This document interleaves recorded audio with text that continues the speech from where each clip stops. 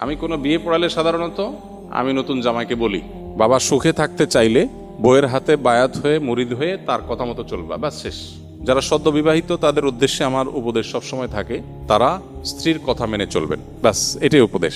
আপনারা হেসে উড়াই দিলেন জিনিসটা, সিরিয়াস উপদেশ। এটাই হলো পারিবারিক সুখ শান্তির মূল মন্ত্র।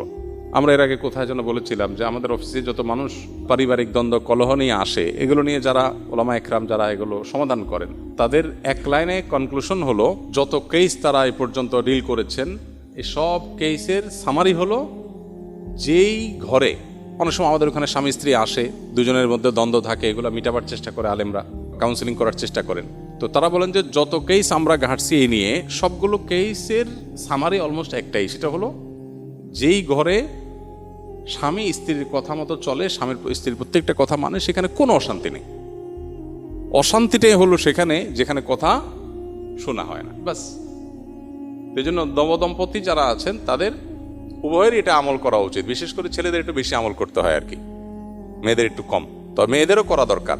আর স্বামী হোক আর স্ত্রী হোক, যিনি জীবন সঙ্গীর কথা যত বেশি শোনার চেষ্টা করবেন, আল্লাহর নির্দেশে বাইরে বললে সেটা না, আল্লাহর নির্দেশের মধ্যে থেকে যত বেশি শোনার চেষ্টা করবেন, তিনি আল্লাহর কাছে তত প্রিয় পাত্র হবেন। মুত্তাকি হিসাবে তত ভালো মুত্তাকি হইতে পারবেন। দাম্পত্য জীবনে আপনার সঙ্গীর সাথে সদাচরণ করা, এটা তো আল্লাহর নির্দেশ। আল্লাহ বলেছেন, ওয়া আশিরুহুন্না বিল মারুফ, তোমরা পুরুষরা যারা আছো তোমাদের স্ত্রীদের সাথে সংসার করবে সুন্দরভাবে। একই কথা স্ত্রীদের জন্য প্রযোজ্য। অনেক স্ত্রী আছেন যে স্বামীকে সারাদিন জ্বালাতন করেন, অহেতুক কষ্ট দেন, ছোটখাটো বিষয় নিয়ে বাড়াবাড়ি করেন। তো এখানে স্বামী স্ত্রী উভয়ের জন্য প্রযোজ্য যে নিজের সঙ্গীকে কত বেশি সন্তুষ্ট রাখা যায়।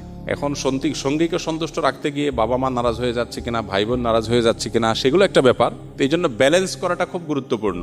এই ব্যালেন্স করার জন্য কোরআন এবং হাদিসের জ্ঞান অর্জন করে কার কোনটা হক, কার কোনটা কর্তব্য, কার কোনটা অধিকার, সে জিনিসটা বোঝা এবং সেটা যথাযথভাবে আদায় করা, এটা হলো গুরুত্বপূর্ণ।